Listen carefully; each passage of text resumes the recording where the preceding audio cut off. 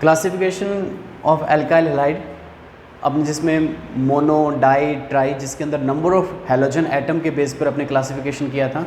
फिर अपने उस हैलोजन एटम का जो अटैचमेंट है वो किसके साथ हो रहा है, 1 डिग्री कार्बन एटम के साथ हो रहा है, 2 डिग्री के साथ हो रहा है या 3 डिग्री के साथ हो रहा है, उसके बेस पर अपने प्राइमरी, सेकेंडरी और टर्शरी एल्काइल हैलाइड की बात की थी। मतलब अपने जो मोनो सब्स्टिट्यूटेड एल्काइल हैलाइड थे, उन मोनो सब्स्टिट्यूटेड एल्किल हैलाइड को अपने प्राइमरी, सेकेंडरी और टर्शरी एल्किल हैलाइड के अंदर डिफ्रेंशिएट किया था। ठीक है, आज का जो अपना जो टॉपिक है वो है classification on the basis of hybridization. Hybridization के बेस पर एल्किल हैलाइड को या जो अपने हैलो एल्केन्स हैं, उन हैलो एल्केन्स को कितने टाइप्स में डिवाइड करते हैं। ठीक है, तो ये हैलो एल्केन्स का डिवाइडेशन है किसके बेस पर, हाइब्रिडाइजेशन के बेस के ऊपर। उसके बेस पर जो पहला हमारा जो टाइप आता है जिसके अंदर sp3 हाइब्रिडाइजेशन प्रेजेंट है। ठीक है, कौन सा हाइब्रिडाइजेशन प्रेजेंट है, sp3, और उस sp3 का फर्स्ट एग्जांपल है एल्किल हैलाइड। कॉमन जो हैलाइड्स है जिसको एल्किल हैलाइड बोला गया, और इसका जो फॉर्मूला बताया वो क्या बताया, RX टाइप का जो फॉर्मूला बताया वो कौन सा होता है अपने पास, एल्किल हैलाइड की कैटेगरी में आता है। और इस एल्किल हैलाइड को अपने यहाँ पर इस फॉर्म में कह सकते हैं, या आप ये भी कह सकते हो RCH2X भी कहा जा सकता है। ठीक है, R कितना भी बड़ा हो सकता है, उससे अपने को कोई लेना देना नहीं है। तो ये जो सारे एग्जाम्पल है वो इस एल्किल हैलाइड के एग्जाम्पल आते हैं। ठीक है, तो ये एल्किल हैलाइड हो गया। इस एल्किल हैलाइड में वो कह रहा है कि जिसके ऊपर हैलोजन एटम का अटैचमेंट हो रहा है, तो इस कार्बन पर हैलोजन एटम का अटैचमेंट हो रहा है, तो इस कार्बन में जो हाइब्रिडाइजेशन देखने को मिल रहा है वो कौन सा मिल रहा है अपने को, sp3 हाइब्रिडाइजेशन देखने को मिल रहा है। ठीक है, तो इसके अंदर जिसके साथ हैलोजन एटम का अटैचमेंट हो रहा है उस कार्बन में हाइब्रिडाइजेशन कौन सा हो रहा है, sp3 हाइब्रिडाइजेशन हो रहा है। ये अपने पास 3 टाइप का हो सकता है, प्राइमरी, सेकेंडरी और टर्शरी टाइप के हो सकते हैं। अब प्राइमरी, सेकेंडरी और टर्शरी टाइप के कैसे हो सकते हैं, जैसे अगर अपने ये एग्जाम्पल लें और एक एग्जाम्पल आप ये ले लेते हैं, तो जिसके साथ हैलोजन का अटैचमेंट हो रहा है उस कार्बन में हाइब्रिडाइजेशन कौन सा देखने को मिल रहा है अपने को, sp3 हाइब्रिडाइजेशन देखने को मिल रहा है। लेकिन वो कार्बन कौन सा है, जैसे ये प्राइमरी कार्बन है, ये सेकेंडरी कार्बन है, और ये कौन सा कार्बन हो गया, टर्शरी कार्बन हो गया। तो कार्बन तो वो प्राइमरी, सेकेंडरी और टर्शरी टाइप का है, बट उसमें जो हाइब्रिडाइजेशन है वो हाइब्रिडाइजेशन आपको कौन से देखने को मिल रहा है, sp3 हाइब्रिडाइजेशन देखने को मिल रहा है। इसके बाद में सेकंड जो टाइप इसका हो जाता है जिसको अपने नाम दिया जाता है एलिलिक हैलाइड।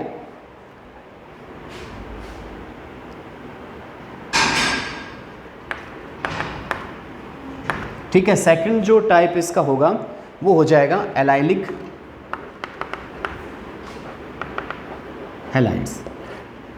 एलाइलिक हैलाइड्स का जो मीनिंग है, जिसके अंदर अपने बात करें कि जिस कार्बन पर हैलोजन का अटैचमेंट हो रहा है, जैसे इसका एग्जांपल ले सकता हूं मैं, इसको अगर समझें RCH double bond CH CH2X, तो देखिए यहाँ पर कि जिसके ऊपर हैलोजन एटम का अटैचमेंट हो रहा है, इस कार्बन पर हैलोजन एटम का अटैचमेंट हो रहा है, इस कार्बन में कौन सा हाइब्रिडाइजेशन है, sp3 हाइब्रिडाइजेशन है।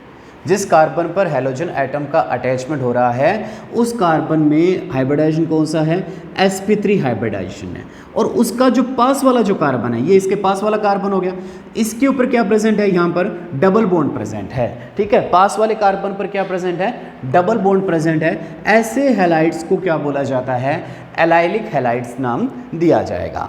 ठीक है, तो अपने कह सकते हैं in this halides the halogen atom is bonded to sp3 hybridization hybridized carbon atom and next to double bonded. ठीक है, तो जो हैलाइड जो है वो तो किससे जुड़ा हुआ है, sp3 हाइब्रिडाइजेशन जुड़ा हुआ है, लेकिन नेक्स्ट कार्बन के बीच में यहाँ पर क्या प्रेजेंट होता है, डबल बॉन्ड प्रेजेंट होता है। उसको मतलब नेक्स्ट कार्बन में ये चीज़ आपको देखने को मिलेगी। ठीक है, यहाँ पर इस टाइप का जो रिप्रेजेंटेशन होगा वो रिप्रेजेंटेशन क्या हो जाएगा आपके पास, किसका आ जाएगा, एलाइलिक हैलाइड का एग्जाम्पल आ जाता है। ठीक है, तो एलाइलिक हैलाइड का एग्जाम्पल लिया, जैसे मैंने CH3 CH2 CH double bond CH, ठीक है, CH2Cl। तो आपने देखते हैं कि जिसके साथ हैलोजन का अटैचमेंट हो रहा है उसमें sp3 हाइब्रिडाइजेशन है, और उसके पास वाले में इस टाइप का रिप्रेजेंटेशन देखने को मिल रहा है। तो ये किस कैटेगरी में आया, एलिलिक हैलाइड की कैटेगरी में आया।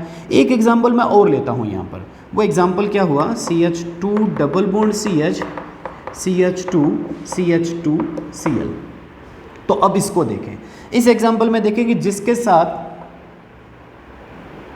हैलोजन का अटैचमेंट हो रहा है उसमें हाइब्रिडाइजेशन कौन सा है, sp3 हाइब्रिडाइजेशन है, बट उसके पास वाला जो नेक्स्ट जो कार्बन एटम है उस नेक्स्ट कार्बन एटम में इस टाइप का रिप्रेजेंटेशन आपको देखने को नहीं मिल रहा है। तो जब इस टाइप का देखने को नहीं मिलेगा, sp3 हाइब्रिडाइजेशन है उसके अंदर, तो ये एलेलिक टाइप का तो नहीं हुआ, तो एलेलिक टाइप का नहीं होगा तो फिर कौन सा हो जाएगा, एल्किल हैलाइड की कैटेगरी में आ जाएगा। ठीक है, तो ये किस कैटेगरी का एग्जाम्पल है, एल्किल हैलाइड का एग्जाम्पल है, और ये किसका है, एलेलिक हैलाइड का एग्जाम्पल है। दोनों में अंतर होना जरूरी है कि दोनों में sp3 हाइब्रिडाइजेशन है, लेकिन जो एलेलिक हैलाइड है उस एलेलिक हैलाइड्स में क्या होता है एक्चुअल में कि जो sp3 हाइब्रिड जो कार्बन एटम है उसके पास में C डबल बॉन्ड C इस टाइप का रिप्रेजेंटेशन आपको देखने को मिलता है, तो उसको अपने क्या बोला जाता है, एलेलिक हैलाइड की कैटेगरी में रखा जाता है।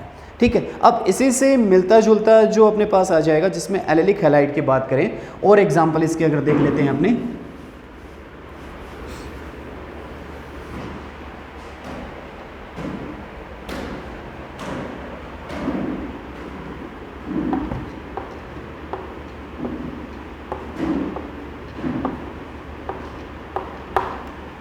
अब इस एग्जाम्पल को देखें अपने, तो इस एग्जाम्पल में भी आपको क्या देखने को मिल रहा है, जिस तरह से अपने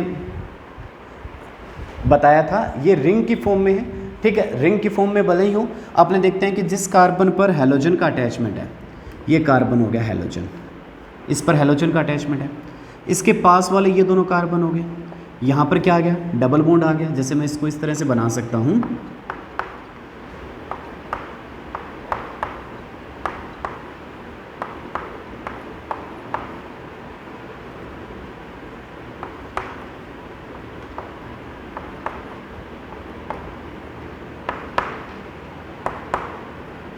इसी टाइप का रिप्रेजेंटेशन हुआ। तो अपने कह रहे हैं जिस पर हैलोजन का अटैचमेंट हो रहा है, इस कार्बन पर हैलोजन का अटैचमेंट हो रहा है, उसमें हाइब्रिडाइजेशन कौन सा देखने को मिल रहा है, sp3 हाइब्रिडाइजेशन देखने को मिल रहा है, और उसके पास का जो रिप्रेजेंटेशन है वो कैसा है, C double bond C representation देखने को मिल रहा है। दैट मीन्स ये जो एग्जाम्पल है वो भी किसका आ जाता है, एलाइलिक हैलाइड का एग्जाम्पल आ जाता है।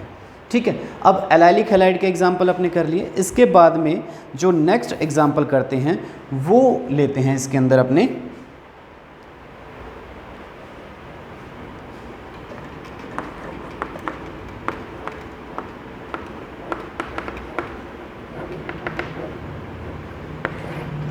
Benzylic halide.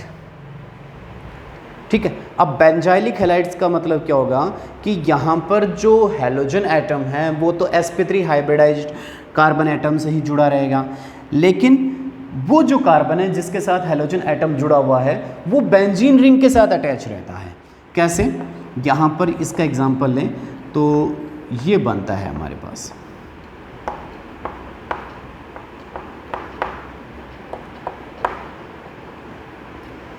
ठीक है। इस एग्जांपल में देख सकते हैं आप कि यहाँ पर इस कार्बन में जो हाइब्रिडाइजेशन है वो कौन सा है, sp3 हाइब्रिडाइजेशन है।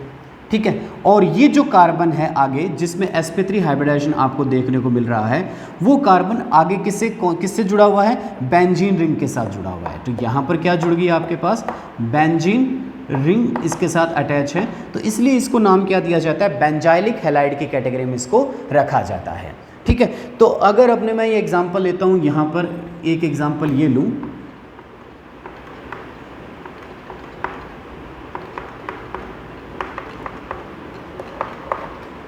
तो ये किस कैटेगरी में आएगा, यहाँ पर देखें कि चलो अपने एक साथ एग्जांपल लेते हैं, इसको सभी को क्लियर करते हैं अपने तीनों को।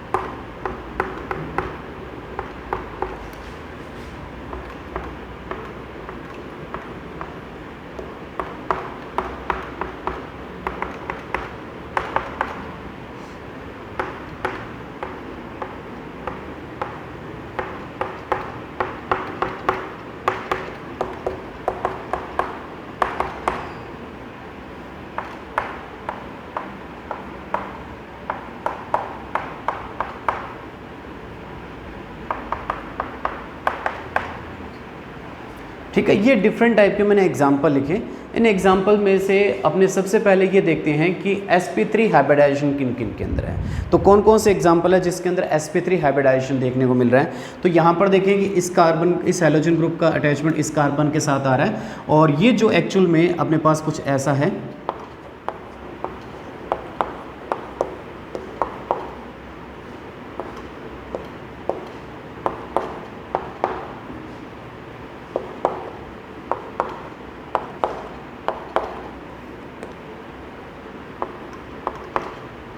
तो यहाँ पर देख सकते हैं कि इस कार्बन पर डबल बॉन्ड आ गया। इसका मतलब यहाँ पर जो हाइब्रिडाइजेशन है वो कौन सा है, sp2 हाइब्रिडाइजेशन है। ठीक है, तो अपने काम का नहीं है। इसके अंदर फिर देखें तो यहाँ पर फिर डबल बॉन्ड आ गया। इसका मतलब यहाँ पर भी जो हाइब्रिडाइजेशन देखने को मिलेगा वो कौन सा मिलेगा, sp2 हाइब्रिडाइजेशन देखने को मिलेगा। यहाँ पर अगर आपने देखें कि जिसके साथ हैलोजन आइटम जुड़ा हुआ है, इसके साथ हैलोजन आइटम जुड़ा हुआ है, ठीक है, और इसके अंदर डबल बॉन्ड नहीं है, इसका मतलब यहाँ पर इसमें कौन सा हाइब्रिडाइजेशन देखने को मिल रहा है, sp3 हाइब्रिडाइजेशन देखने को मिल रहा है। यहाँ पर इस कार्बन के साथ जुड़ा हुआ है, इस कार्बन के अंदर आपको हाइब्रिडाइजेशन कौन सा देखने को मिल रहा है, sp3 हाइब्रिडाइजेशन। यहाँ पर फिर अगर एग्जांपल लें तो यहाँ पर भी आपको कौन सा हाइब्रिडाइजेशन देखने को मिल रहा है, sp3। और यहाँ पर आपको कौन सा देखने को मिल रहा है, अगर अपने बात करें जिसके साथ हैलोजन जुड़ा हुआ है उसके अंदर आपको डबल बॉन्ड भी देखने को मिल रहा है। तो इसका मतलब इसके अंदर हाइब्रिडाइजेशन देखने को मिल रहा है आपको कौन सा, sp2 टाइप का हाइब्रिडाइजेशन देखने को मिल रहा है। तो सबसे पहले तो अपने sp3 और sp2 को अलग किया कि कौन कौन से में sp3 हाइब्रिडाइजेशन है और कौन से एग्जाम्पल में sp2 है। अब sp3 में 3 टाइप के थे, एल्किल हैलाइड, सेकेंड था एलिलिक हैलाइड और थर्ड था बेंजाइलिक हैलाइड। ठीक है, तो सबसे पहले देखें एल्किल हैलाइड की क्या कैटेगरी होती है।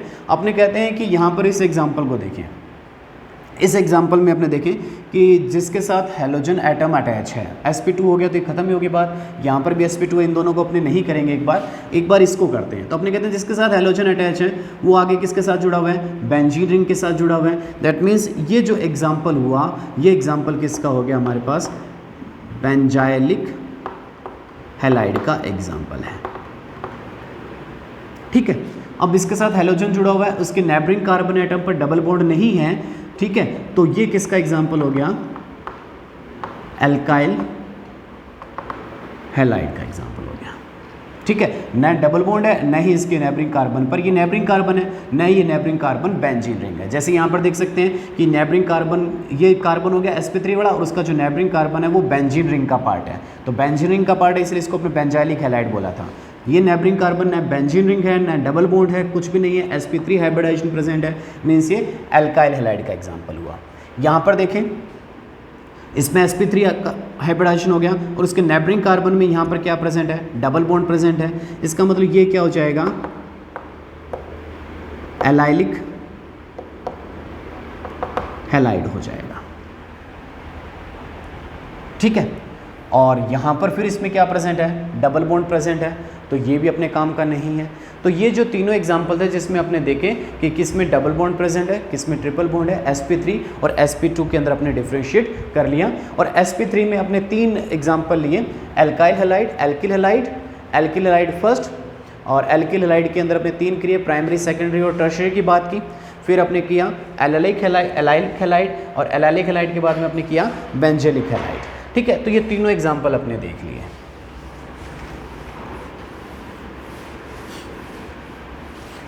अब इसके बाद में करते हैं कि जिसमें कौन सा हाइब्रिडाइजेशन प्रेजेंट है, sp2 हाइब्रिडाइजेशन प्रेजेंट है। sp2 वाले एग्जाम्पल करता हूँ।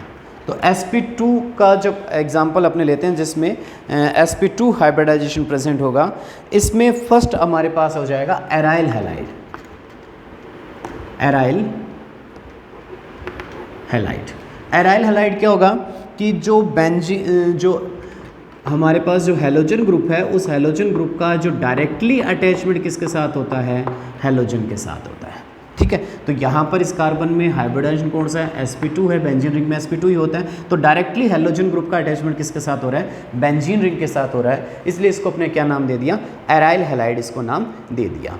फिर इसका जो सेकेंड पार्ट है जिसके अंदर sp2 हाइब्रिडाइजेशन प्रेजेंट है वो होता है वाइनेलिक हैलाइड, वाइनेलिक अब वाइनाइलिक हैलाइड क्या होगा, मतलब यहाँ पर जिसके साथ हैलोजन एटम का अटैचमेंट हो रहा है उस कार्बन में क्या प्रेजेंट होगा, डबल बॉन्ड प्रेजेंट होगा। ठीक है, ये एग्जाम्पल हो सकता है। तो देख सकते हैं यहाँ पर जिस कार्बन के साथ हैलोजन का अटैचमेंट हो रहा है उसी कार्बन में यहाँ क्या प्रेजेंट है, डबल बॉन्ड भी प्रेजेंट है। दैट मीन्स यहाँ पर इसके अंदर हाइब्रिडाइजेशन कौन सा है, sp2 टाइप का हाइब्रिडाइजेशन देखने को मिल रहा है इस कार्बन में, और वो डबल बॉन्ड से भी है इसके अंदर। तो दैट मीन्स इसको क्या बोला जाएगा, विनाइलिक हैलाइड्स इसको नाम दिया जाएगा। तो sp2 हाइब्रिडाइजेशन के अंदर दो एग्जाम्पल हो गए, एराइल हैलाइड और सेकेंड हो गया विनाइलिक हैलाइड। तो इस तरह से अपने जो classification on the basis of hybridization वो कंप्लीट कर लिया। तो टोटल जो हेलो एल्केन्स हुए, या तो अपने पास वो कितने टाइप्स के आगे, 5 टाइप के आगे, 3 sp3 हाइब्रिडाइजेशन में आए और 2 sp2 हाइब्रिडाइजेशन के कैटेगरी में आ जाते हैं। ठीक है, तो इसके बाद में अपने यहाँ पर इसका क्लासिफिकेशन एक तरह से कंप्लीट होता है, और क्लासिफिकेशन के कंप्लीट होने के बाद में अपने यहाँ पर nomenclature of mono halo alkanes की बात करते हैं।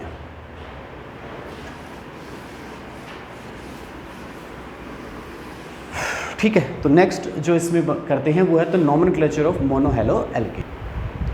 तो nomenclature of mono halo alkane, mono क्या है, इसमें सभी के अपने नोमेनक्लेचर कर लेते हैं। आईपीएससी नोमेनक्लेचर के अंदर बेसिकली इनको बोला जाता है, अगर आईपीएससी की बात ना करूँ तो इनको जो नाम दिया जाता है वो क्या दिया जाता है, एल्किल हैलाइड्स नाम दिया जाता है। अब एल्किल हैलाइड में जैसे एग्जांपल हो गया CH3CH2Cl। ठीक है, तो इसका जो नाम हो जाता है वो क्या हो जाएगा, एथिल क्लोराइड। ठीक है, ये आईपीएससी नहीं है। आईपीएससी नोमेनक्लेचर में इनको जो नाम दिया जाता है वो क्या नाम दिया जाता है, हेलो एल्केन।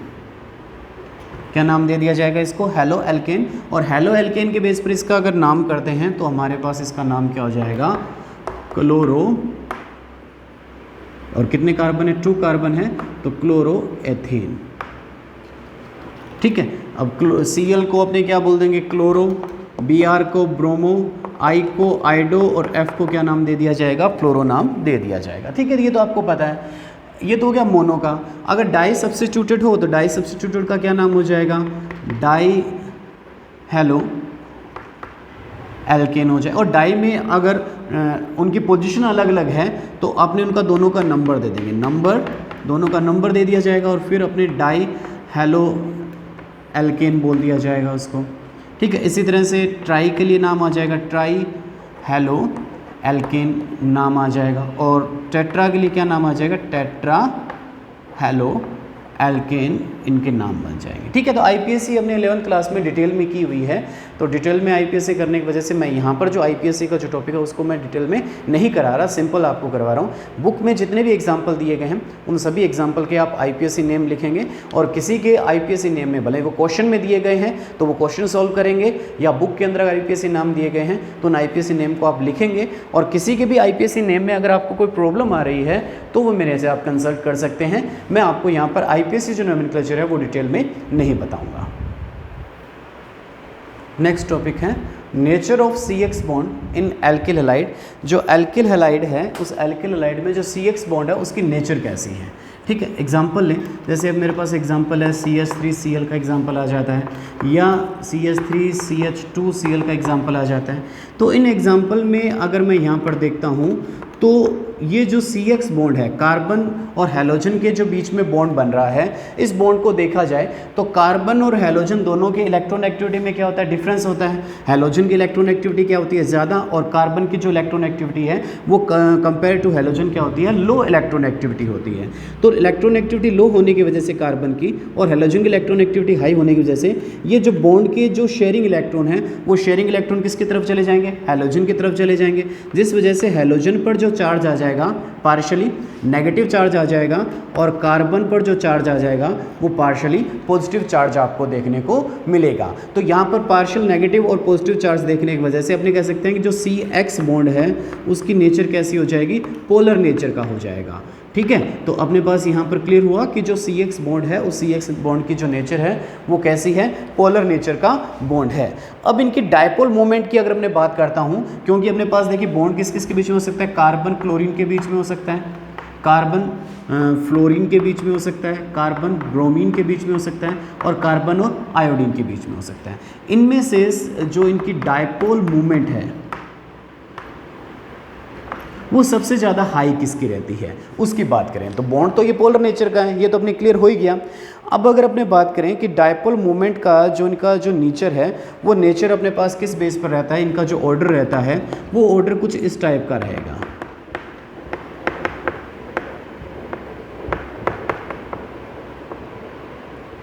ठीक है, ये इनके डायपोल मोमेंट का जो नेचर है वो इस टाइप का आपको नेचर देखने को मिलता है, ये ऑर्डर आपको देखने को मिलता है CX बॉन्ड का डायपोल मोमेंट का।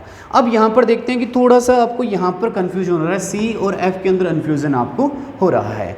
ये जो आपके पास कैसे हुआ कि एक्चुअल में अगर इनकी बॉन्ड लेंथ अगर देखी जाए तो बॉन्ड लेंथ अगर देखी जाए तो सबसे ज़्यादा जो बॉन्ड लेंथ है, अगर मैं यहाँ पर बॉन्ड लेंथ की अगर अपने बात करें इनकी, तो बॉन्ड की जो लेंथ है वो सबसे ज़्यादा, जैसे सबसे कम तो होगी कार्बन और फ्लोरीन की, इससे ज़्यादा कार्बन और क्लोरीन, फिर कार्बन और ब्रोमीन के बीच की, और सबसे ज़्यादा होगी कार्बन और आयोडीन की जो बॉन्ड लेंथ है वो सबसे ज़्यादा है। क्यों? क्योंकि आयोडीन का जो एटॉमिक साइज़ है वो एटॉमिक साइज़ हाई है, लार्जेस्ट साइज़ का है इन सभी एलिमेंट्स में से, और जो फ्लोरीन है वो स्मॉलेस्ट साइज़ का है। तो लार्जेस्ट साइज के आयोडीन के होने की वजह से इनका जो लेंथ है वो सबसे ज़्यादा होगी। और अगर बॉन्ड लेंथ अगर इंक्रीज़ होती है तो आपको पता है कि जो बॉन्ड एंथैल्पी है वो क्या होती है, डिक्रीज़ होती है। ये बॉन्ड लेंथ का ऑर्डर है, तो बॉन्ड एंथैल्पी का जो ऑर्डर आएगा वो बॉन्ड एंथैल्पी का जो ऑर्डर, इससे जस्ट आपको रिवर्स टाइप का ऑर्डर आपको देखने को मिलता है। ठीक है, तो ये बॉन्ड एंथैल्पी का अगर अपने ऑर्डर देखें तो बॉन्ड एंथैल्पी का ऑर्डर क्या आएगा, इससे जस्ट अपोजिट टाइप का देखने को मिलेगा। तो सबसे ज़्यादा बॉन्ड एंथैल्पी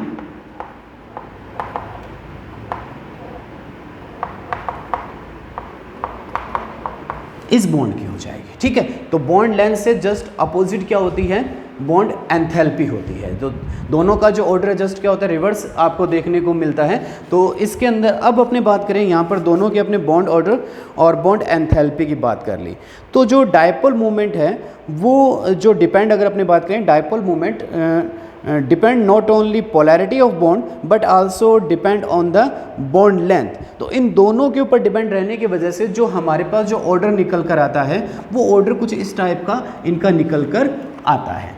ठीक है, तो ये नेचर ऑफ CX बॉन्ड हो गया, जो आपने बताया कि इसकी जो नेचर है वो पोलर नेचर का ये बॉन्ड हमारे सामने बन रहा है। ठीक है, जो कल इसके बाद में जो नेक्स्ट वीडियो अपने जो करेंगे उस वीडियो के अंदर अपने मेथड ऑफ प्रिपरेशन की बात करेंगे। जो मोनो हेलो एल्केन है उनका मेथड ऑफ प्रिपरेशन देखा जाएगा।